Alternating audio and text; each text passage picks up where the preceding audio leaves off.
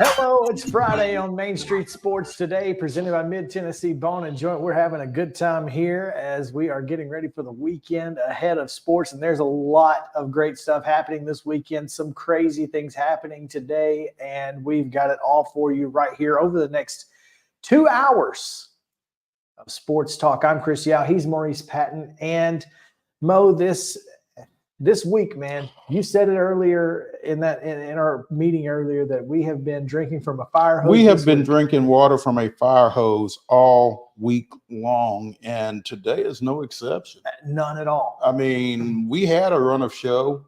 And then 20 minutes ago, we had to tweak our run of show. We blew it up, started over, basically. Yeah, and that's just how it goes in sports talk world. But I'd rather have it happen at 1:40 than at 4:20, which is typically our luck, right? And was earlier this week. So exactly. Yeah, and maybe again today. Who knows? It may be. We've not seen. Not seen a lot. We've not seen the burn notice actually come out yet. So, anyway. Some things seem to be moving in that direction, and I have questions.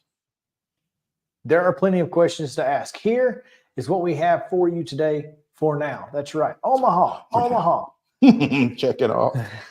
We have FISK University gymnastics coach CORRINNE Tarver. She's going to join us because they have a huge event coming up on Monday right here in Nashville. It is going to be super incredible. We're going to let her tell you all about it. But we're excited to talk to CORRINNE and talk about FISK gymnastics. We've also got we're going to have some conversations about Kalen DeBoer to Alabama and the process that got us to this point, which we believe is the finality.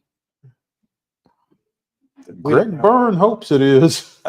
I think so, and I think that's where we're at. So we're going to talk about the process of Alabama and you know what really kind of what it looked like from the outside, and you know the thought processes we had, the conversations we had about. I got questions. It just seems really interesting. So we're going to talk about that.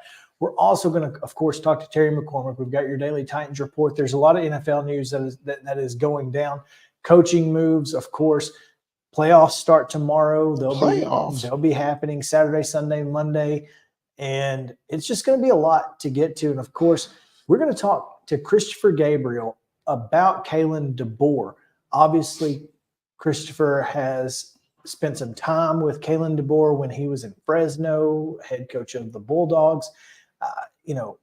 I don't know that we know anybody who can speak to Kalen DeBoer any better than Christopher Gabriel can. So every now and then you get lucky. Bama fans, if you are interested in learning more about your likely new head coach, tune in around 3:15 and we've got you covered. Or tune in now and stay. That's right. So all of that is coming your way in just a few moments, including a little Braves chatter here in just a second. So that's exciting. Is it Kalen DeBoer with a capital B? Or is it one word? I believe it's D-O. It's not O. D-E, sorry. It's D-O in your tweet. Yeah, I just fixed it. Anyway. Yeah. Capital B-O-E-R. Okay. So is it a space?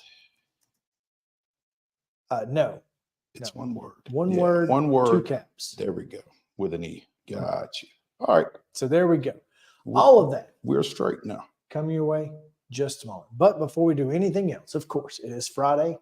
And we have to tell you what happened yesterday. All of this weekend schedule on the rundown. This is the rundown. The Friday Rundown is brought to you by Chip Walters of Exit Realty, Bob Lamb and Associates. The Blue Raider voice also wants to be your trusted advisor in real estate. Contact Chip at 615-542-1915 or through his website at choosechip.net. Chip Walters, proud to support youth sports across Middle Tennessee. All right. Girls basketball yesterday. Nolensville down Brentwood 62-44. Clarksville 65, 15-20-73. Academy 62-21 over in Clarksville Northeast. Columbia Academy Edgewood 30, 53-52. Hillsborough 43-38 wins over East Nashville. Trousdale County was Merrill High 31-29, and Middle Tennessee Christian was a 71-34 winner over the University School of Nashville. In boys basketball on Thursday night, Nolensville defeated Brentwood 56-51. 56-51, Nolensville over Brentwood. Clarksville Academy with a 76-32 win over Clarksville Northeast. It was Columbia Academy 63, Fairview 46. Hillsborough with a 61-25 win over East Nashville. Trousdale County defeated Merrill Hyde 69-34, and University School of Nashville 66, Middle Tennessee Christian 43. Women's basketball action on Thursday night. Central Arkansas with a 66-61 win over Lipscomb. Puna, the University of North Alabama, down to Austin Peay 79-75. Vanderbilt's women moved to 16-1, 3-0 in conference play with a 95-73 win at Kentucky. Was it at Kentucky? Mm-hmm. Yeah. Former Blackman standout Ayanna Moore continued her tear. 37 points, 4 short of the single game program record there. Also 3-0 in SEC play are the Lady Vols of the University of Tennessee following their 88-81 win over Florida at TBA at FCC. Men's basketball at the Glass House, Middle Tennessee. No. Was that Florida? No. I think that was at Florida. Maybe not. You may be right. I don't know. I'm pretty sure I'm right. Yeah. Okay, it was. Sorry. Yeah, thank you. No. Inside TBA at FCC. You said yes, yes. At the Glass House, men's basketball. Yeah. Middle Tennessee State drops a 60-52 decision to Louisiana Tech in Conference USA play. Tonight's schedule. Double headers, girls first, boys to follow. 6 o'clock starts. Franklin Road Academy at Battleground Academy. Cane Ridge at home against Antioch. Donaldson Christian goes to Clarksville Academy. Kenwood's at Clarksville Northwest. Columbia Academy is at home against Providence Christian. Hampshire is at Cornersville. Hampshire's not at Cornersville. That game has been postponed due to extensive sickness, according to Hampshire Athletics Director Webb Williams. Extensive sickness. That's unfortunate. Hey, everybody's got it right now. It's going around everywhere. So a makeup date has not been set at this point. Excessive illness. There we go. Excessive illness, extensive sickness. Yeah. All the same. You get that. Yeah. I paraphrase. Huntland's at Eagleville. Pope Preps at Ensworth. Easel Harding's at home against Nashville Christian. Zion Christian is at FC Boyd Christian. CPA at Father Ryan. Franklin at home against Independence. That'll be a good one. Good Pasture at Friendship Christian Beach goes to Gallatin. Greenbrier at home against White House. Cheatham County's at Harpeth. Hume-Fogg at home against Glencliff. Hunters Lane welcomes McGavick. East Robertson goes to Joe Burns. Hillsboro is at John Overton. Rossview's at Kirkwood. Laverne welcomes Lebanon. Westmoreland goes to Liberty Creek. Tennessee Heat's at Lighthouse Christian Antioch. And Summertown is at Loretta. Not in the barn. Not in the barn. First time in the new place. Should be interesting. I tell you what, them Summertown folks don't walk in and see them theater seats and lose their mind. Lose it. Also at 6 o'clock tonight, Lawson is at Maplewood. Giles County goes to Marshall County. Merrill Hyde hosts Knowledge Academies. Watertown is at Monterey. Mount Juliet takes on Green Hill from North Mount Juliet. Lewis County is at Mount Pleasant. Tullahoma goes to Murfreesboro Central. Lead Academy is at Portland. Page is at Ravenwood. East Nashville is at Republic. Riverdale hosts Blackman. Hendersonville goes to Rockvale. Richland is at Santa Fe in a matchup of two Associated Press top 10 boys teams. Oakland is at Siegel. Stewart's Creek goes to Smyrna. Springfield hosts Clarksville Northeast. Lincoln County is at Spring Hill. Macon County goes to Station Camp. Stratford hosts Whites Creek. Summit welcomes Centennial. Pearl-Cohn is at Sycamore. Martin Luther King goes to Valor Collegiate. Henry County is at West Creek. White House Heritage takes on visiting Trousdale County. Cookeville is at Wilson Central. And at 6:30, Coffee County is at Columbia Central. On Saturday, Franklin Christian goes to Franklin Road Christian. That's not confusing. Franklin County is at Lawrence County in a game that was scheduled for tonight but has been pushed back due to weather concerns. Lead Academy is at Riverdale, and West Creek hosts Kirkwood. Girls basketball only tonight. Lipscomb Academy at Harpeth Hall at 5:30. St. Cecilia welcomes Brentwood Academy at 6. Saturday, Middle Tennessee Christians at Baylor. That's a 2 o'clock tip, assuming it's 1 o'clock Central, 2 o'clock Eastern. Webb School is at Lebanon at 5:30. East Nashville is at St. Cecilia at 6. And Westmoreland is at takes on Rockville. Doesn't say at. So Westmoreland and Rockville play somewhere at 7 o'clock tomorrow. Boys basketball. Mount Juliet Christian tonight is at Davidson Academy, or I guess this afternoon at 4 o'clock. Lipscomb Academy is at Montgomery Bell Academy tonight at 7:30. Tomorrow, Station Camps at Owensboro Catholic, Kentucky at noon. At 2, it's Good Pasture and Beach. Grace Franklin is at Webb School at 3:30 tomorrow. CPA goes to Butler County, Kentucky at 4. Brentwood Academy plays Blackman at 5 somewhere, as does Pope Prep and Hillsboro at 7. College basketball doubleheaders tonight. Dillard out of New Orleans comes to Fisk. That is a women's start at 5, men around 7:30. On Saturday, Loyola With a T. Loyola of New Orleans is at UT Southern, women at 12, men at 2. Lindenwood is at Tennessee State, women at 1, men at 3:30-ish. Campbellsville is at Cumberland, women at 1, men at 3. Northwood is at Trevecca, also 1 and 3. And Southern University at New Orleans, as opposed to Southern University at Baton Rouge, I guess, is at Fisk. Those games are at 2 and 4. Loyola and Southern just riding together, maybe? Maybe. They could. Drop one off in Pulaski at and 10, the other one then keeps keep coming. going. There we go. Yeah. Men's basketball tomorrow. Southeastern Conference matchup. Tennessee goes to Steigman Coliseum taking on the Bulldogs. That's an 11 o'clock our time tip on ESPN2, 12 noon Eastern. 12 noon Central. Vanderbilt is at Ole Miss. That game is on SEC Network. UT Georgia on ESPN2. Sorry. At 1, Belmont travels to Terre Haute, taking on Robbie Avila and the Sycamores of Indiana State. Again, 1 o'clock on ESPN Plus. At 4 o'clock on ESPN Plus, it's Austin P at Lipscomb. Should be a good one. And at 5 o'clock on ESPN Plus, Sam Houston is at Middle Tennessee State. Women's basketball already final. Belmont 84, Evansville 40. Tomorrow, Austin P is at Central Arkansas. That's a 1 o'clock tip. At 2, Middle Tennessee State is at Sam Houston, taking on the, what did we decide they were? Lady Bearcats? I don't remember. We found out, but I don't remember. Yeah, I don't either. That's unfortunate. Didn't retain that. Lipscomb at North Alabama. That's a 5 o'clock tip. On Sunday, Missouri comes to the still red hot Commodore women at Memorial Gym. That's a noon start on ESPN Plus. Also at noon, also on ESPN Plus. Belmont's women are at Indiana State, and at 4 o'clock on ESPN Plus, Tennessee goes to College Station, taking on Texas A&M.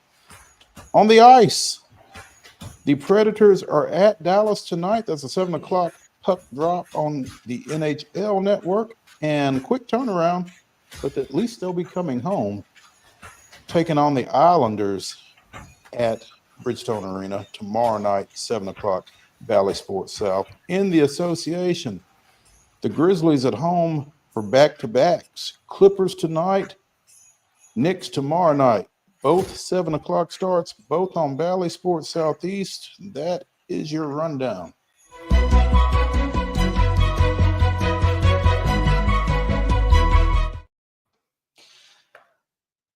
Top stories brought to you by our friends at Piggly Wiggly, Neely's Mill Shopping Center in Columbia. They've got your daily deli.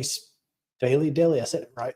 Yeah, you did. Lunch specials. I just said it so quickly. I didn't think I got it. Just rolls off the tongue. The daily deli lunch specials are delicious. Delicious daily deli lunch specials. That was, I'm not gonna lie, that sounded like deli, but you did say it correctly. The delicious daily deli lunch that you can get at Piggly Wiggly and Neely's Mill Shopping Center. They've got fresh hand cut meats, great produce. It's all really good. So make sure to go see the fine folks there. Delicious. It is. It is delicious. Yeah. Delicious. Hold up, D. Oh man, we're excited about this because for the next 8 years, the Atlanta Braves are in good hands. The hands of Alex Anthopoulos. What was his contract? Do we know? I don't know. But we know what it is. Know what it is now. Yep. Goes through 2031. In AA, we trust and will continue to do so. And I mean, it wasn't anything that I ever really was concerned about, but I guess it's comforting to know that he is contractually obligated to the Atlanta Braves for a pretty good while.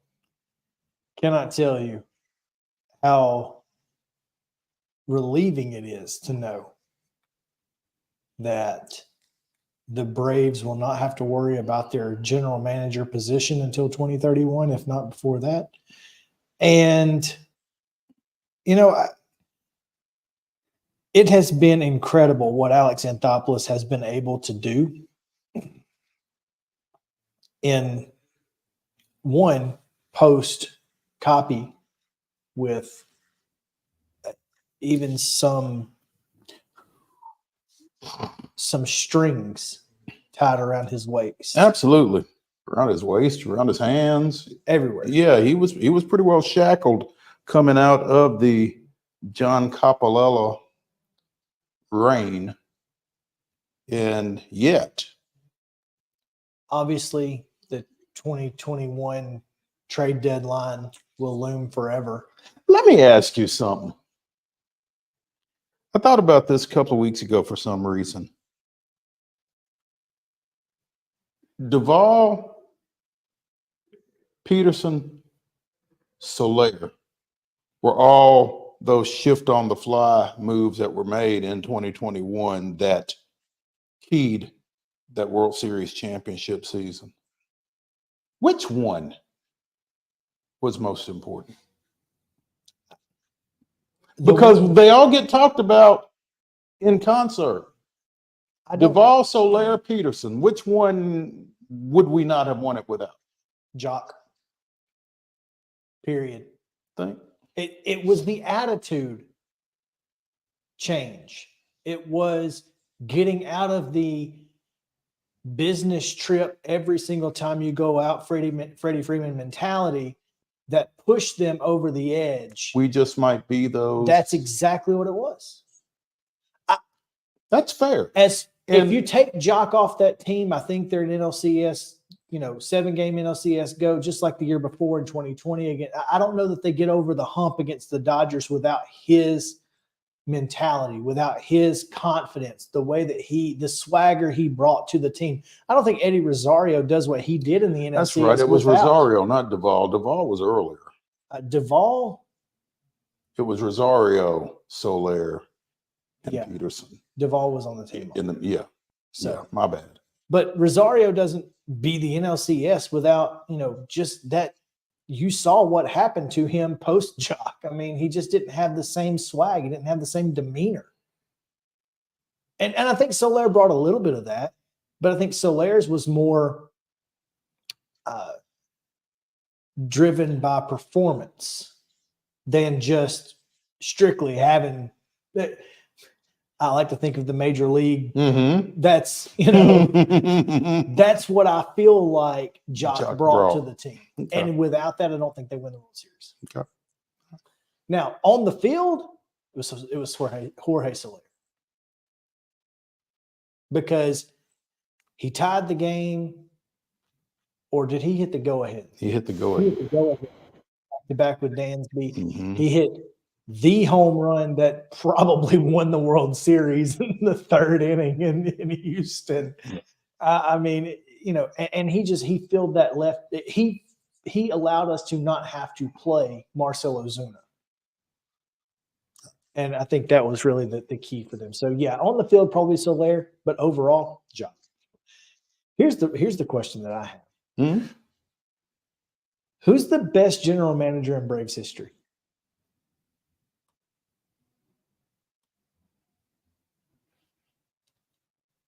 You've got Sherholtz, Cox, Anthopoulos, Bill Lucas. I think with all due respect to Anthopoulos, you still think it's Sherholtz? I still think it's Sherholtz. I mean, until you win 14 straight division championships with Anthopoulos, I think it's Sherholtz. Just putting them in position on a yearly basis to play for a championship. I don't think that can be overstated. I think clearly a lot of people say, yeah, but you only won one World Series. But, over 14 years, who else was in position to win the way the Braves were? Who was the GM that traded for John Smoltz? I believe that was Bobby Cox. I don't know. And I think that, Sherholtz is the one who was able to sign Maddox. He drafted Chipper, drafted Andrew. I don't know if he drafted Andrew, if Andrew was an international signing. I'm not sure. I'm not sure either. But signed Andrew Jones. Mm-hmm. He built the core of that team and put them in a position which the Braves have now been in for about the same amount of time at this point. 91 to 98, the Braves were perennial World Series contenders. Mm-hmm. I mean, same since. Bobby Cox was the general manager. He came back from Toronto in '86 and was in that role until returning to the field in 1990. The Smoltz trade was in August of '87. So, look, I think Sherholtz and Anthopoulos are neck and neck. Maybe. I think it's close. I mean, look, I say what you. I don't know that you can fully evaluate what Anthopoulos has done until he's gone. And fortunately, that won't be it for at least another 8 years. Okay. We have to give Copy some credit, though. We don't have Ronnie without Copy. We don't have Ozzy without Copy. I mean, certainly. I mean, we don't trade. I mean, Coppolella is the one who traded Shelby Miller that ended up in Dansby Swanson. What? I'm pretty sure that was him in 16. I think it was 2016. Might have been before that. Either way, I mean, I think Copy's the one who ended up getting the max. It was 15. December 9th, 2015 was when that trade was made. Okay, and that was the same year though that we got rid of Kimbrel. That ended up in Max Fried with BJ. Mm-hmm. So I don't know who the GM was that Well, year. hang on, I'm gonna tell you. He was GM from 15 through 17. There you go. So John Coppolella built this team. Alex Anthopoulos has retained this team through great contract negotiation and trades that will put the Braves in a position to win for years to come. They're kind of intertwined a little bit. Coppolella obviously doesn't get the credit that he may deserve because of the way he left, but Which I still think was a little. there's a little LaDainian Tomlinson involved with Coppolella. If you ain't cheating, you ain't trying. So I mean, but yeah, I feel like he set the foundation and Alex built the house. Mm-hmm. So yeah. Anyway, pretty pumped about AA, not Arn Anderson, in the A for the foreseeable future. So, all right, let's take a break. When we come back, we are scheduled to be joined by CORRINNE Tarver, gymnastics coach at Fisk University. So stick around. Main Street Sports Day returns in a moment after this.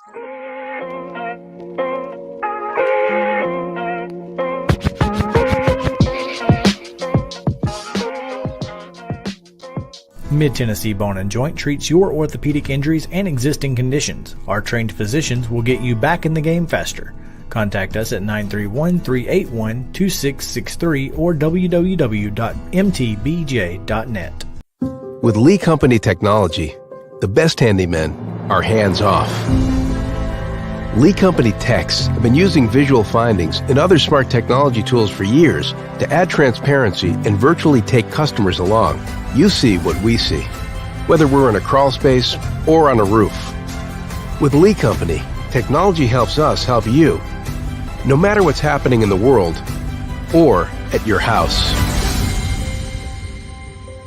Jones & Lang Sporting Goods here in Columbia has been outfitting teams, officials, and anybody else from T-ball to college for 50 plus years. Be sure and check them out at 931-388-8060 or online at jonesandlang.com. Jones & Lang Sporting Goods, the look of a winner. Zion Christian Academy, zioneagles.org or 931-388-5731. You can schedule your appointment. Go tour their campus. It is beautiful over there, and you're definitely going to want to see it. Again, it's zioneagles.org. Give them a call, 931-388-5731, and schedule your tour today. Custom Stone Handler supplies over 600 distributors and suppliers with quality stone products. Along with River Stone, we produce and distribute over 100 building, landscape, and other bulk products. Our goal is to provide quality products, service, and partnerships to ensure our customers' success. We firmly believe that the measure of any person or company is how they treat other people and customers. Give them a call at 931-490-4990 or visit CustomStonehandlers.com. A game without a crowd is just a scrimmage. A performance without an audience is just a rehearsal. Without your presence, high school sports and the performing arts aren't possible. Ensure that these essential extracurricular activities continue to enrich the lives of students in Tennessee. Purchase a ticket to your local high school's game or performance. This message presented by the TSSAA. Mid-Tennessee Bone & Joint has been the official sports medicine provider for Murray County Schools for more than 40 years. We specialize in orthopedic service, and our Ortho Quick Walk-In Clinic lets you bypass the ER. Visit us online at www.mtbj.net.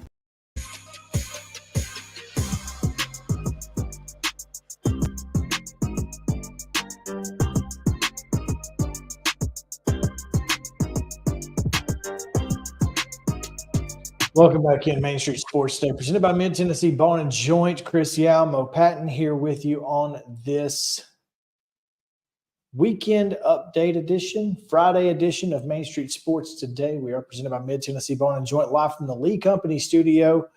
Mo, I'm really excited about this event coming up on Monday because, gymnastics in Middle Tennessee is not as, coming from Alabama where, it was a big deal. Mhm. The University of Alabama for a long time. In the Southeastern Conference, it's a big deal. But here in Middle Tennessee, it's not been a big deal. Well, it's going to be on Monday. It really is. Yeah. FISK will be hosting a meet at Vanderbilt University in which Brown University, Rutgers, William and Mary, Talladega College, and Iowa State will be competing, and all of those programs will be led by African-American women. And on a day where we, recognize and commemorate Martin Luther King Jr., I think that's really a significant accomplishment, event. Both. Yeah. And so to get them all here. To discuss that with us is Fisk University gymnastics coach Corinne Tarver. Coach, look like you're on a bus. Uh-oh. Oh, she's muted. Hang. Hey, yep, we are. There Yes. we go. How There are we you? go. Thank you so much for having us on. Oh, no. Thank you for taking time. You are in Gainesville right now, is that right? That is correct. We are headed to our first competition of the 2024 season at the University of Florida. Quick turnaround. A very quick turnaround. Yes, we'll be back on Saturday and competing on Monday. Tell us about this event Monday. How did that come about? I know that you guys have not had a lot of opportunities to host. I think you had one over in Lebanon last year, and obviously there was a meet at Belmont that you all hosted. I was fortunate enough to be able to come down and watch that. But to put something together like this, how did this come about, and how proud are you of being able to do it? Well, it was a kind of a brainchild started last year when we went to a competition at William and Mary, and they announced and they had said how it was the first time two African-American female head coaches were on the floor at the same time. It had actually kind of been the second time.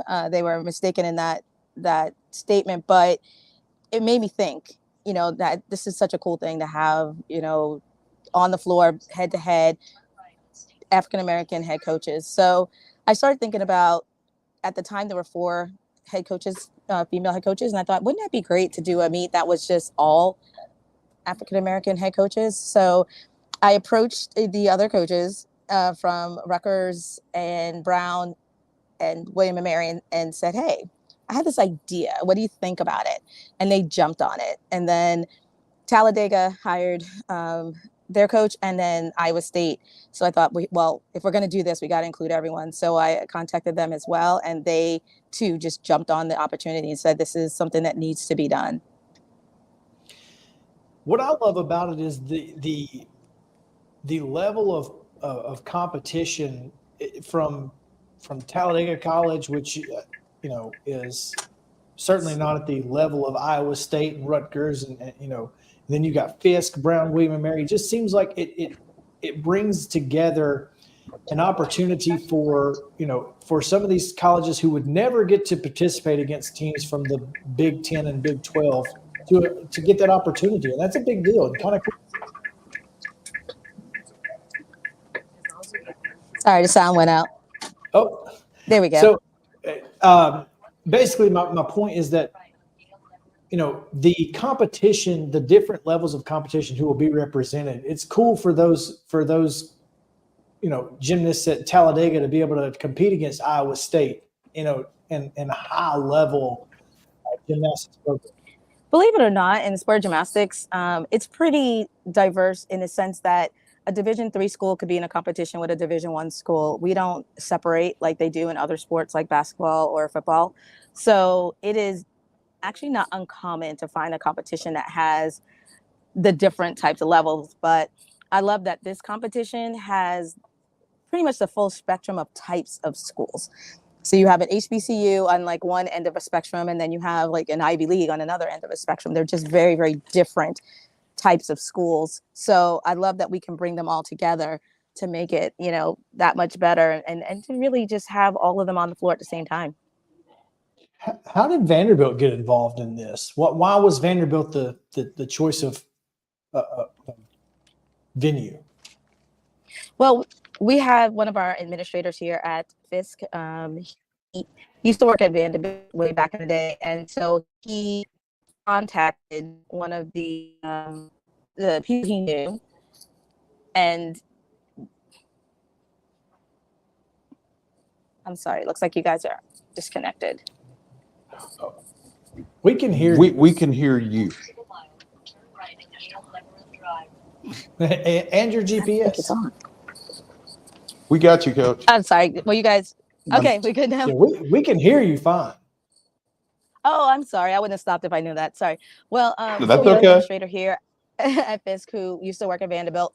He contacted one of his people who were actually on the academic side, and they contacted someone in athletics and explained what the meet was and what we were trying to do with it. And so once it got to the athletic director, Candace Lee, who I don't know if you know, oh, I'm sure you know, she's the only African-American head coach in the SEC. Athletic director in the SEC.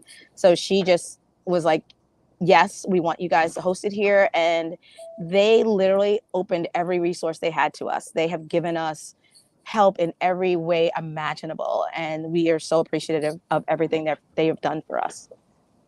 That's fantastic. Corinne Tarver, FISK gymnastics coach, joining us here on Main Street Sports today, presented by Mid-Tennessee Bone and Joint. She and her team will be in action Monday. It's a 3 o'clock start over at Vanderbilt, along with Brown, Rutgers, William and Mary, Talladega, and Iowa State.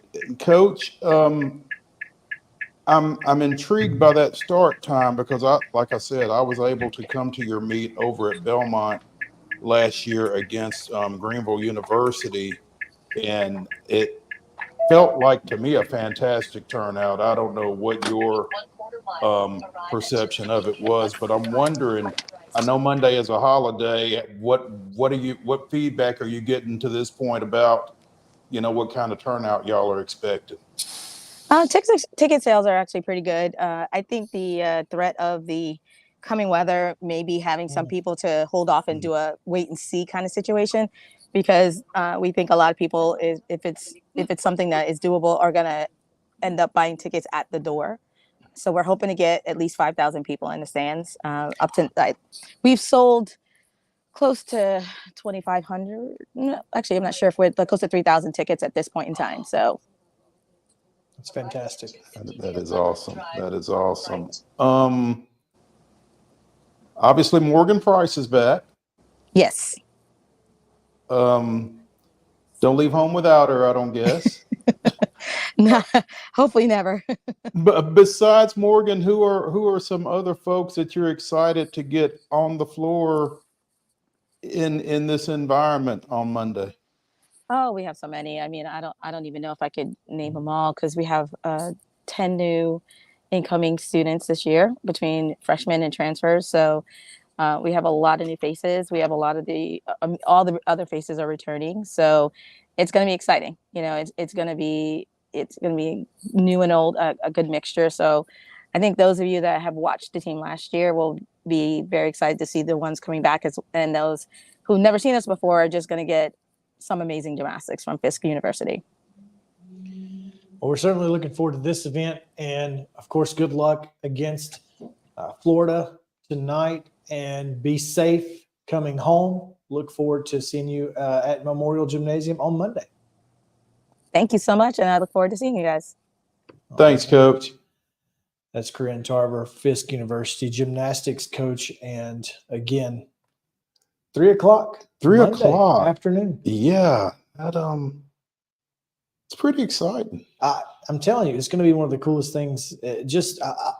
Gymnastics is fun to watch. It's tough if you if you aren't used to it, just because, stick and ball sports, obviously you know when somebody scores, when somebody's doing well. This is so subjective. Yeah. And it relies on judges and that kind of thing. I mean, obviously, I'm just in awe the whole time. Just like, pretty much. How did they do all the whole time? Yes. How did you even think about it? Let alone do it. Right. But obviously, you can kind of tell when somebody messes up. Yeah. And you can tell when somebody does something really great. Yeah. But it's fun to watch. Like I said, I struggle with it because I don't necessarily know what the score is until somebody tells me. So that's kind of, but the talent that's on display there it's unbelievable. It's really remarkable. And if you've not been, but you would like to support this fledgling FISK program, what is this, their second season? Second year. I mean, this would be a fantastic opportunity to do so, weather permitting. No, that being the most important thing. So yeah.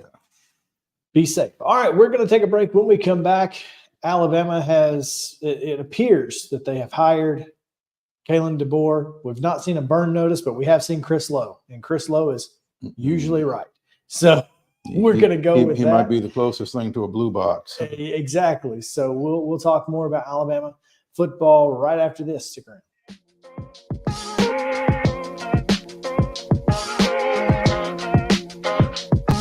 Mid-Tennessee Bone and Joint treats your orthopedic injuries and existing conditions. Our trained physicians will get you back in the game faster. Contact us at 931-381-2663 or www.mtbj.net.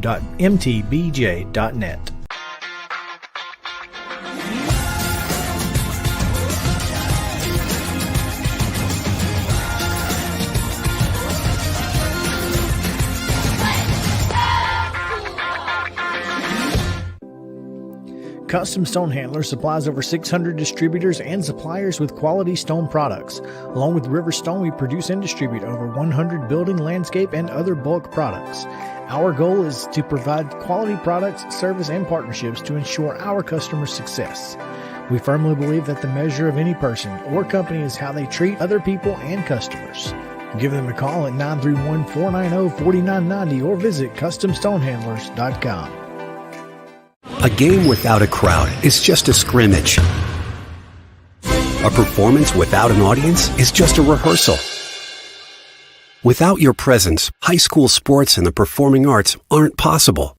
Ensure that these essential extracurricular activities continue to enrich the lives of students in Tennessee. Purchase a ticket to your local high school's game or performance. This message presented by the TSSAA.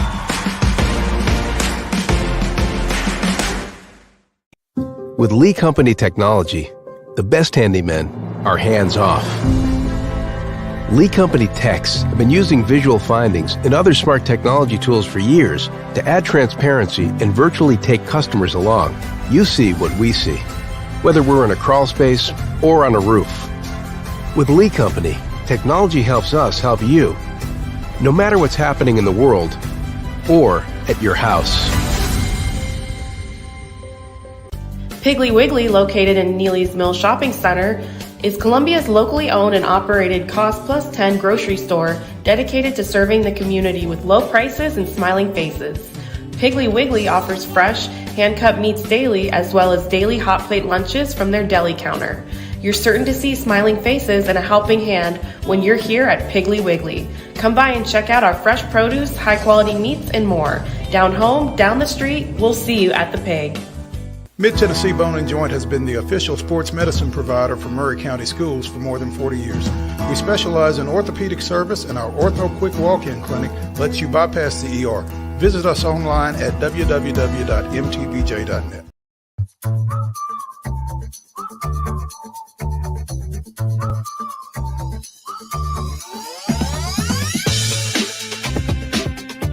Welcome back in Main Street Sports Today, presented by Mid-Tennessee Bone and Joint. Chris Yao, Mo Patton coming to you from the Lee Company studio here in Columbia. It's pretty clear, by by all accounts at this point, other than Greg Byrne, that Alabama has its next head coach in Kalen DeBoer. We're going to talk more about Kalen DeBoer in a little bit when we talk with Christopher Gabriel, who has known DeBoer for a little while now. And we'll get into some things that Kalen dealt with throughout the year, and how him not having an extension at Washington came to be. But before we get into that, this Alabama coaching search has been very intriguing. Well, for one, it's been quick, clearly. Yes, but no. I mean, obviously time-wise, but I don't think it's been quick in. They've gotten a lot done in a short period of time. They've gotten a lot of no's. Well, but In a short period of they time. got them quickly. Well, and I think that's interesting in and of itself. Nobody said, "Let me think about it." Of course, if they said, "Let me think about it," it was probably a no for Greg Byrne. Yeah, you got to think about. Then it's a we're no. good. We're good. Good. We're good. We'll move on. It reminds me when I was covering UT women's basketball one year, the November recruiting period. I was talking to Pat Summitt and said, "Now, will you have anybody in April?" And she's like, "If they don't sign in November, they ain't signing." You know, if you're not coming now, you ain't coming. And it sounds like that might be what Greg Byrne may have said. Yeah, I just, And understandably. only one person was offered the job by Greg Byrne. Kalen DeBoer. Kalen DeBoer. That's the facts. Jimmy Sexton, however, had plenty of conversations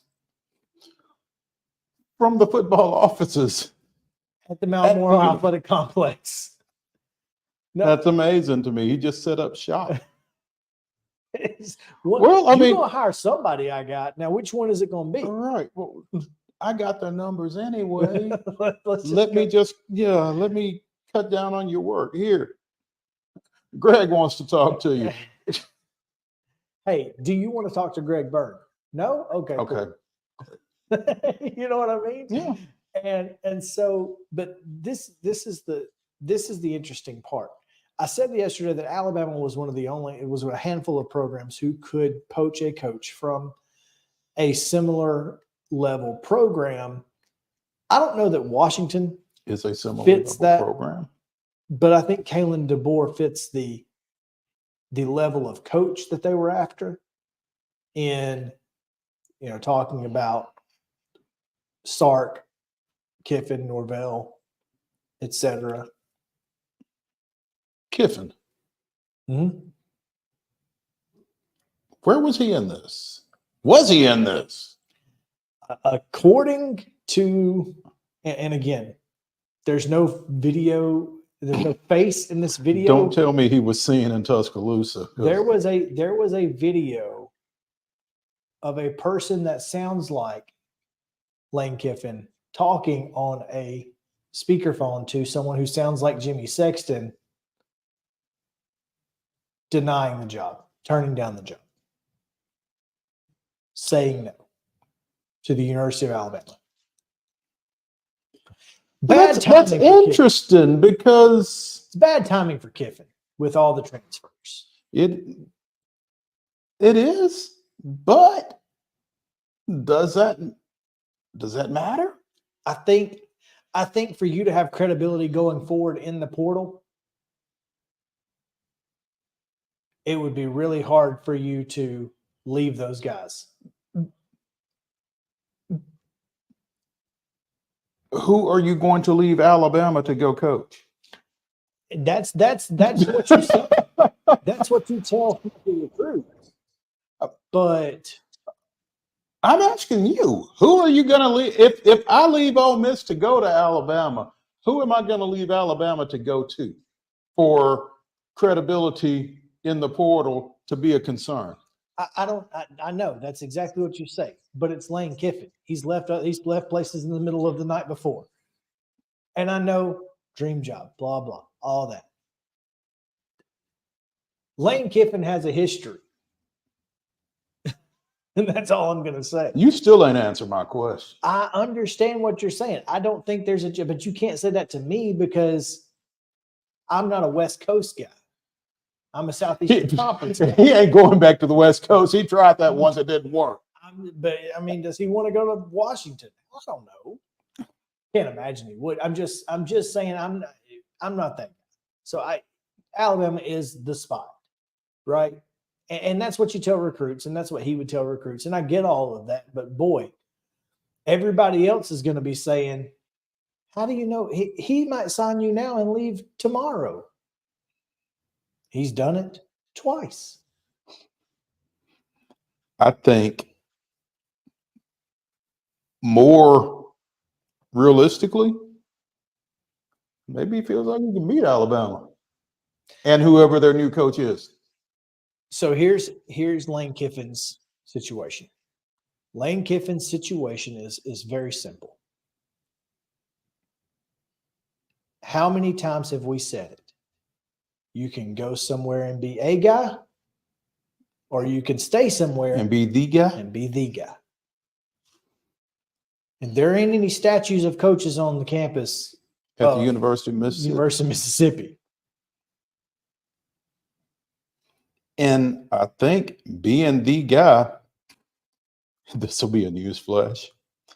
I think being the guy means something to Lane Kiffin. Exactly right.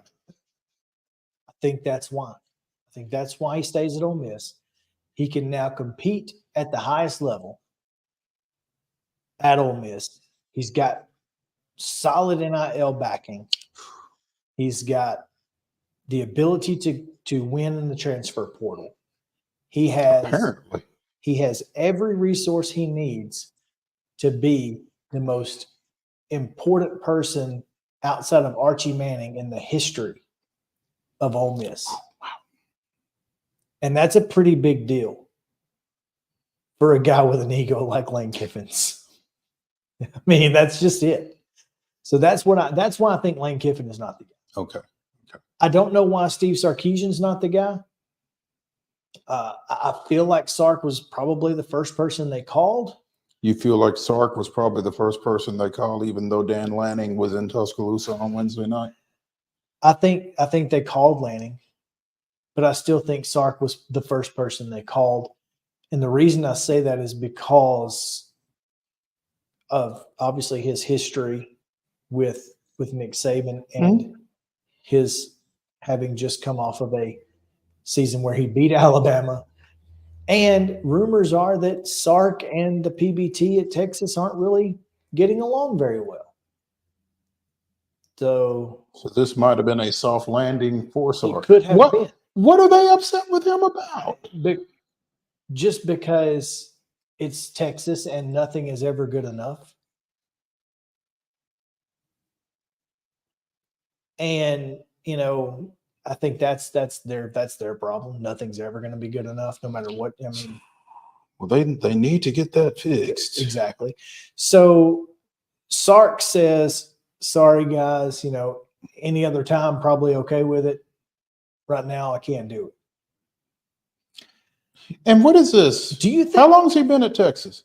3 years. I think it's 2. Of course, DeBoer's only been in Washington for 2 years. Mike Norvell. I guess that doesn't matter anymore. It doesn't.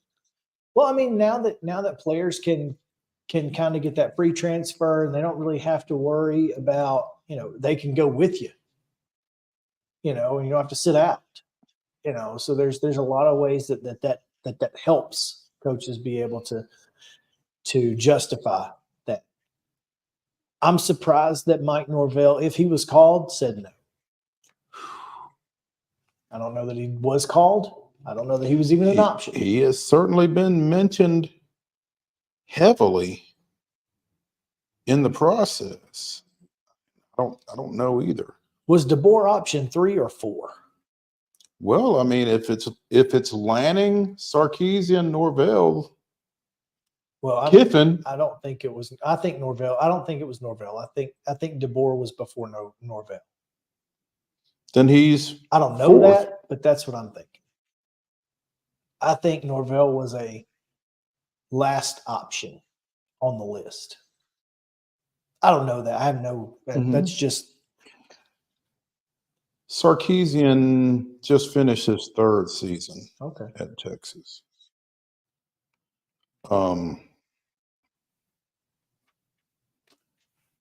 So do we feel like Lanning? I think Lanning was offered.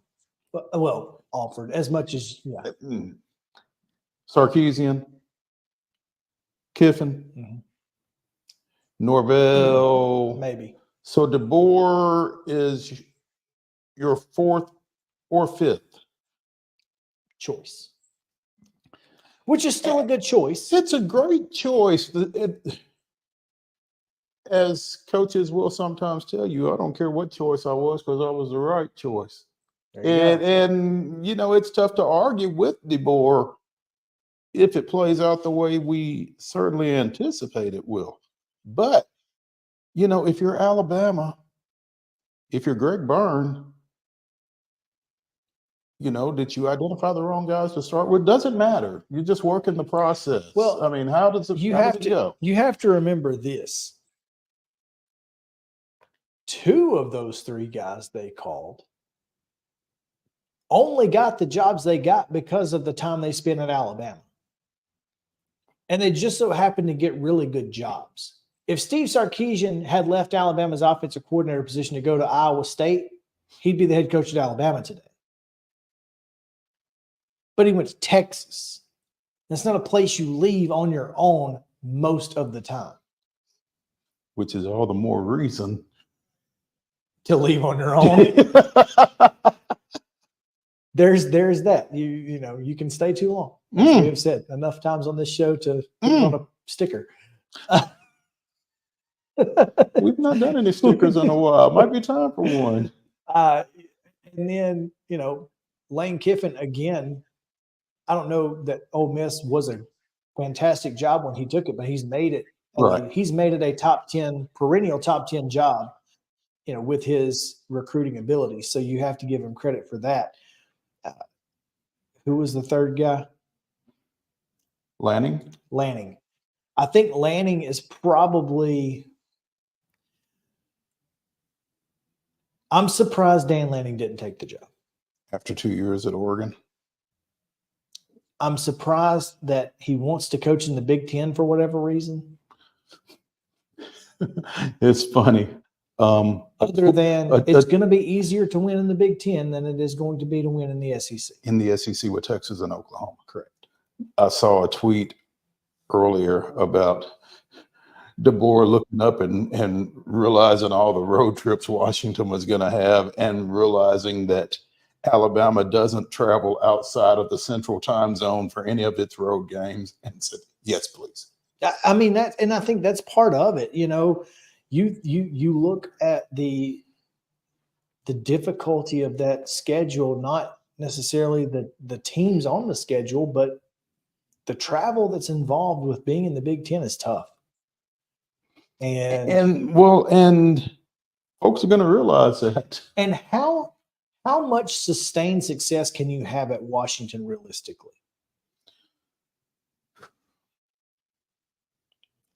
How much sustained success can you have at Washington when you're not in the Pac-10, which means, I mean, I guess you're going to play USC and UCLA, but and Oregon, probably you're only going to. Unfortunate, but I mean, you're only going to play one of those. If you're at Washington, California and Southern California in particular has to be a part of your recruiting base, and being able to tell those kids that you're going to get back there is a big deal, I would think. And I don't know that is quite as. But then you got to tell those California kids, oh, we're going to play 4 games in Michigan, Piscataway, Happy Minnesota. Valley. And those California kids. Just FYI, it's going to be cold. And, you know, I don't know. I don't know how much sustained success you can have at Washington. It's cold there, by the way.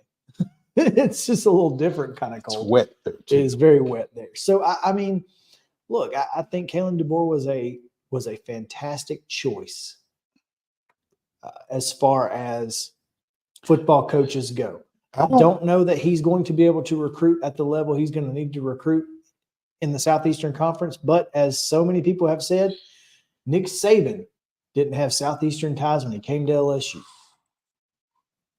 I'm not saying Kalen DeBoer is as good a coach as Nick Saban.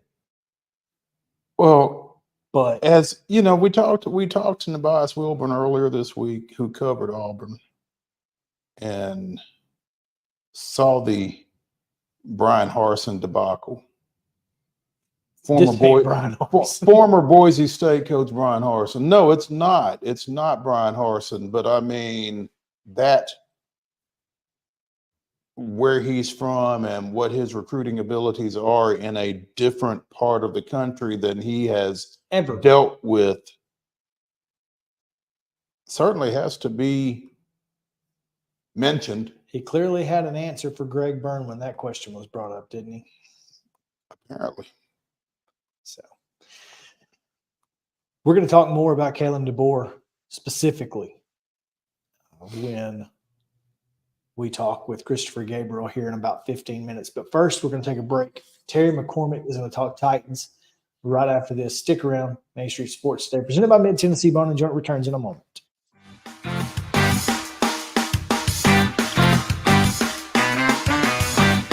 He shoots, and he scores!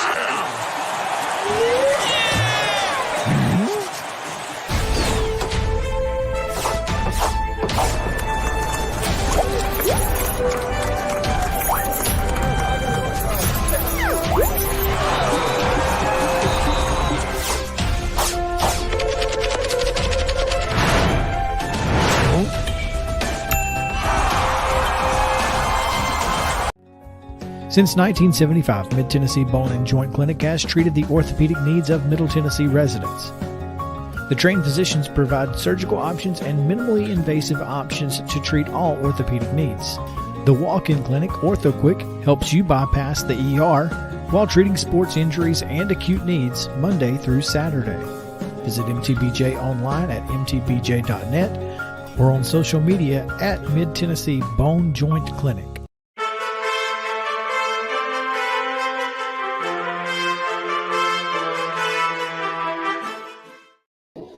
Welcome back in Main Street Sports Today, presented by Mid-Tennessee Bone and Joint. Time now for your daily Titans update with Terry McCormick, powered by Zen Sports. Terry, what's up, man? Well, it is your daily Titans update, and as always, powered by the good folks at Zen Sports. Titans coaching search and Mike Vrabel's job search, both kind of holding patterns, I would say, right now. And Gerard Mayo getting the New England Patriots job kind of may have gummed up the works in Mike Vrabel's initial plans. I mean, there's still, I think, 6 other jobs open. I don't think he's coming back to the Titans. But that's going to be meet the new coach, same as the old coach. It's going to be interesting to see if he lands somewhere, this offseason, or if he winds up taking a year off and before he gets back into the game. I want to talk about this just a second. I mean, Mike, you made a mistake. We made a mistake. Can we figure something out? I mean, we're gonna be paying you anyway. You might as well work. Yeah, we'll even give you a little bit of a raise just for your trouble. How's that? Terry, if Gerard Mayo was in fact the coach in waiting, contractually obligated to be the coach, should not have more people known that? You would think, particularly Mike Vrabel. Did that not come up? Particularly Vrabel, particularly some of the New England media who seemed to make it almost a foregone conclusion that Mike Vrabel was the leading candidate up there, even while he still was employed as the coach of the Tennessee Titans. And in fact, if you believe the reporting that's out there, and there's no reason to not believe it, part of Amy Adams Strunk's rub with Mike Vrabel was that he was a little too chummy with Robert Kraft when he was up there getting the induction into the Patriots Hall of Fame, and with some of the reports up there that said he would be a, quote, home run hire for the Patriots if Bill Belichick were moved aside. So you would have thought, and these are credible people. I mean, Ben Volen, Greg Bedard, some of these guys are pretty credible when it comes to their reporting most of the time. But, let's say they were way off base on this one, and boy, they got picked off. That's one of those where you don't even bother to dive back, right? Yeah. Yeah. You take off for second, hoping there's a bad throw. You can beat the throw, yeah. The Titans search is getting really interesting as well. Obviously, folks are, diving into the analytics of who's the best option and that sort of thing. But it really feels like the Titans are kind of slowing with the list of candidates. Yeah, and I think that they're casting a fairly wide net, and there'll probably be some other names added to this as teams are eliminated from the playoffs and whatnot.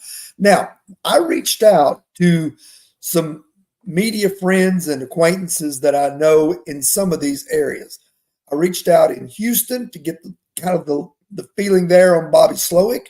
I reached out to Cincinnati to get the feeling on Brian Callahan. And then I reached out to Detroit to get both Aaron Glenn and Ben Johnson, get a perspective on those two. And I'm about to put a story up on Titan Insider here in a little while that will just kind of tell you a little bit about those guys and what their candidacy would involve. That's what we like to hear. We like to know that we've got something coming up soon on TitanInsider.com. Yeah, this is certainly going to be an intriguing offseason because it really feels like it's incredibly important for them to get this hire right. You can't be trying to put a new coach in place in 2 or 3 years when you're opening a stadium, right? No, you're exactly right. This is on multiple levels that they have to get this right. Because, and I'll give you for instance, you mentioned the stadium. That's obviously you want to be well on your way to being a strong contender by the time you get into there in 2027. Preferably, you want to be contending before that so that you can sell PSLs in the new stadium. So there's that. Second of all, this is Rand Carthon's first crack at hiring a head coach. Obviously, he wants to get this right. He wants to show Amy Adams Strunk that she picked the right man for the job when she hired him last year. He is a little bit green. I think we all, know and recognize that first time he's been in this position. But this is a chance for him to really, establish his roots here and be, if he makes the right hire, be a guy who can be in place for this franchise for quite a while. And then lastly, and certainly not least, is the fact that with a young quarterback, and yes, he went and had some, different offenses in college, 2 or 3 different times that he had to learn different offenses, obviously once transferring from Penn State to Kentucky. But you want to find somebody who's going to maximize Will Levis, take advantage of his skill set, and put the necessary pieces around him for him to succeed, for your coach to succeed, for your GM to succeed, and for this organization to succeed. So there's a lot on the line here with who they select to be their next head coach. And I'm not so sure on that last one where talking about Levis and all and his development, I'm not so sure that you don't reach out, whoever the next head coach is, you don't reach out and maybe to a guy like Charles London, who was the quarterback's coach, who Levis gave a lot of credit to in helping him develop. I'm not so sure you don't reach out to him and say, I'd like you to stay on and be part of my staff to help my quarterback with his continuity, because he already knows you, you already know him, and you know what makes him tick. Or you hire a defensive coordinator for your next football coach, and you hire Liam Cohen as your next offensive coordinator. Wouldn't be a bad idea at all. That's a really, legitimate option that you could see happen? That's an interesting option. I'm intrigued by it. Do you want someone that's tied? Do you want an OC and quarterback that tied together? If he's your franchise guy, you do. Because here's the thing, Liam Cohen is less likely to bolt for just the first job that opens if he's having success with Will Levis. His guy. Yeah. He's back with the Rams. Is that correct? No, he's Or in is he at Kentucky. Kentucky No, now? he's at Kentucky. He's He back went at Rams, Kentucky. Back at Kentucky, Kentucky. Rams, Kentucky. Did he go Rams? Okay. He was Rams twice. Yeah. Was he? Okay. He was Now offensive the question coordinator is- 22. Now, the other question that I have on that, as far as a defensive guy that's close to Liam Cohen, how long has Raheem Morris been with the Rams? They've not yet asked for permission, although other teams have. Raheem Morris would be a guy that I would think, if he's been there for more than 1 year, would know Liam Cohen very well. So he might be worth bringing in for an interview for your head coaching job if you're thinking that Liam Cohen might be a good fit as your OC. Former Alabama Viper, Liam Cohen, according to his wiki. He was there in 21, which means that in 22 they were on the staff together, Morris and Cohen. So there's your connection right there. That's an option. That's interesting. That's okay. Have the Titans interviewed Antonio Pierce? They're supposed to this weekend, is Okay. what the reports are. They've just finished the interview with Brian Callahan. That was today, so I'm presuming that Pierce would be either Saturday or Sunday.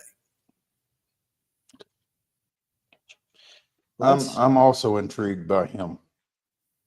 So Yeah, I mean, it's interesting too. I mean, the Raiders messed up the last time around when they did not keep Rich Bisaccia, when the players really took to him and wanted him after he led them to the playoffs as an interim coach. And, you know, Mark Davis wanted to make the big splash, so he brought John Gruden back, and that was the end of that. Then when Gruden got, sideways with the league over the emails and whatnot, he was gone. So then he goes to Josh McDaniel, who was a disaster. And then now Pierce was the interim coach, and he got that team to respond pretty well. It was a little too late to make a serious playoff push when he got the job, but he got them to respond pretty well. So if I'm the Raiders, if I'm Mark Davis, I don't know that I want to make the same mistake twice of letting a quality guy that my team has responded to just walk out the door. Yeah, man, I'm telling you, I feel like this is going to be one of the most intriguing coaching searches in the NFL, because I think the team is in a good position to hire a coach. I think people will want to coach here, and with the way that the different way that they are going about it with Rand Carthon and analytics and that sort of thing, I think it could be an off-the-wall thing that we just, we don't necessarily see coming. So, I don't know. It's going to be wild. Looking forward to it. It really is. I'll ask you guys one point here, and you tell me how much of a minus you think this is. Do you see the fact that since 2015, Amy Adams Strunk has fired 2 general managers and 3 head coaches? How much of a minus is that if you're a coaching candidate and you are choosing between the Titans and somebody else? Well, one of the coaches had to be fired. But you did fire a guy who went to the playoffs and won a game in the playoffs to hire somebody else who won Coach of the Year just to fire them 2 years later. I think that's certainly a point of consideration if you are a but coach. is it though? Because again, she fired a guy who went to the playoffs and won a game, and the guy that she identified was Coach of the Year and was a number 1 seed. Yeah, and she but fired him. It feels like it doesn't matter what you do, though, how, that you don't have long. I don't know I don't know that it doesn't matter what you do as much as we're all replaceable. Well, and if you buy into what she wants in her vision, if you are in line with Amy Adams Struck's vision, I feel like you have a better opportunity to continue to reach that vision. And the only reason that Mike Vrabel is not the coach today is because their visions did not align, it appears. Yeah, that's what it appears to be, for sure. And so if that's the case, I think that's a good enough reason to move on from Mike Vrabel as a Titans fan. And I think that's also a good enough reason, if I'm a coaching prospect, to understand, okay, well, why would I want to be here if my vision is not the same as the rest of the organization? It's not going to work for either of us. So I think that's okay. All right. All right. All right, Terry, we appreciate it as always. Tell us about Zen Sports. The new sports betting app exclusively in Tennessee the last few months, and I'm excited to share with you some big news.